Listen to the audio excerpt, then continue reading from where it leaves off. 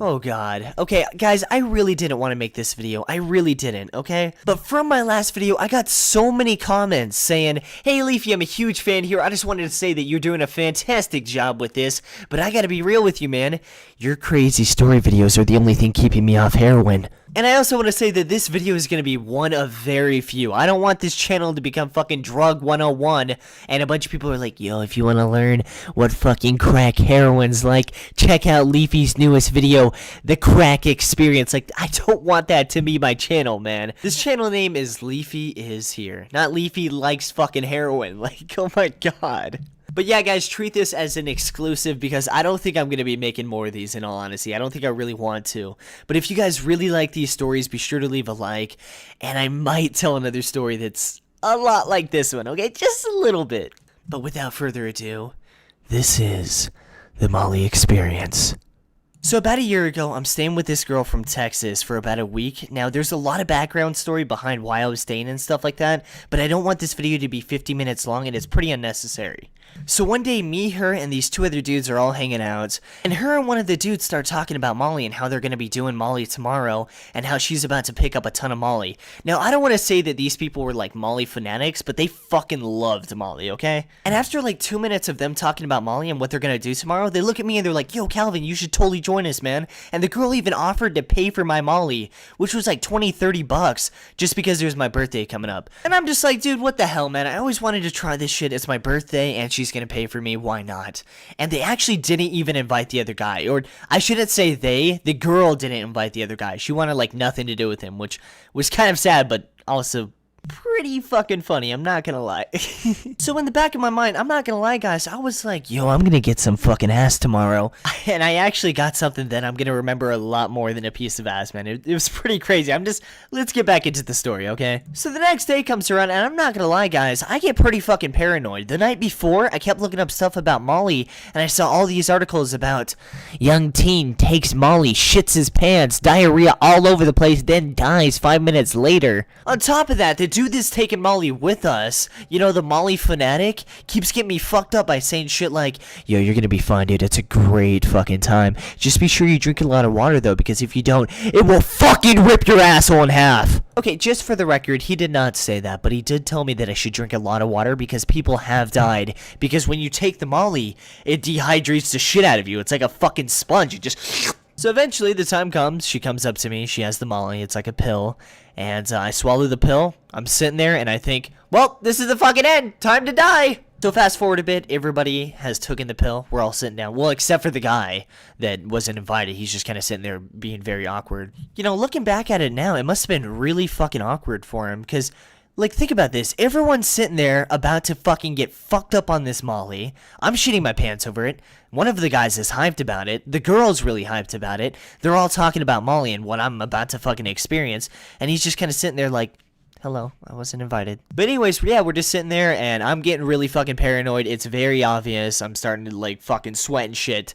And we have nothing really to talk about now. So she just decides, "Hey, you guys want to go to the apartment pool?" And we're like, "Yeah, let's go." So it was about a 5-minute walk from her room to the apartment pool, and on the way there, I started getting less and less worried, and it's hard to explain, but I just started feeling good, you know? I felt relaxed, but I didn't feel sleepy or, like, wanting to, like, lay back. I just felt a little bit hyper, but also I just felt good, you know? It's really hard to explain, because it wasn't like a hype, like, "Yo, let's go, boys!" But it was kind of like, I was, like, energetically happy, like, I wanted to jump up and down, and I felt really good, right? And one thing that really stood out to me was there was a huge puddle on the way there, like a water puddle, right?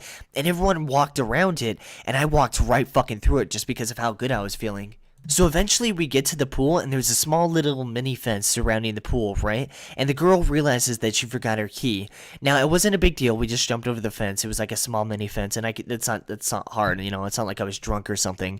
But we jumped over the fence, and we started walking to the pool, and I just remember at this point in time, I literally was not worrying at all. I don't think I was thinking at all either. I was just feeling really good, and I put both of my legs in the pool, and I just started fucking laughing. Like, just literally like fucking maniacal laugh, just okay, maybe not like that, but I was just laughing, okay? And you guys gotta understand, this is not an empty pool. There's fucking families all over the place, and I'm just sitting there laughing like a fucking supervillain. I'm just okay.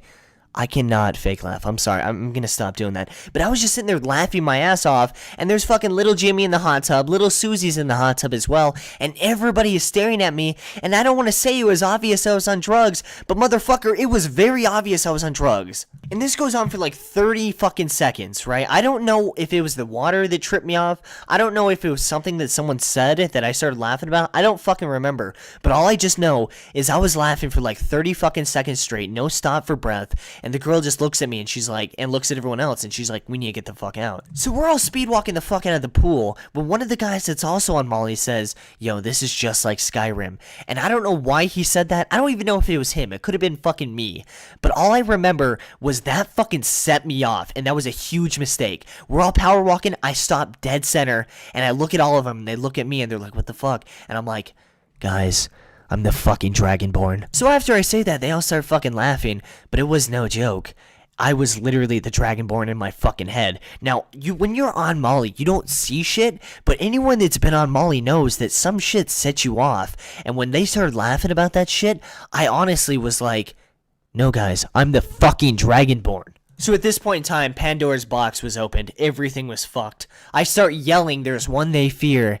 Some call him the Dova King, the Dragonborn. And then I start fucking yelling at the families. Fucking Jimmy and Susie, Fushro Da. And I'm not joking about anything like this. I know there's going to be one guy in the comments that's like, I don't fucking believe you. But I swear to fucking God, dude, that this whole story is completely legit. I start running around the whole fucking apartment complex yelling Fushro Da at literally fucking everybody, right? And people are staring at me. It's very obvious I'm on drugs. They're fucking following me, right? And eventually we make it back to the apartment. Surprisingly, I didn't get fucking arrested. I have no idea. You know, I was literally causing a scene. I was running through puddles and shit.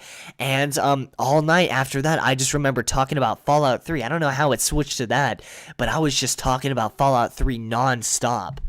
I even remember the next day, she literally came up to me and she's like, you completely fucking ruined my high last night. And I was like, dude, I'm sorry. But you know what? Fallout 3 is a good game. No, but all night it was honestly just, you know what? Fallout 3 is a really good game. And if you don't like Fallout 3, I hate you. No, but that's pretty much the story. Nothing really happened after that. I just ended up passing out later that night.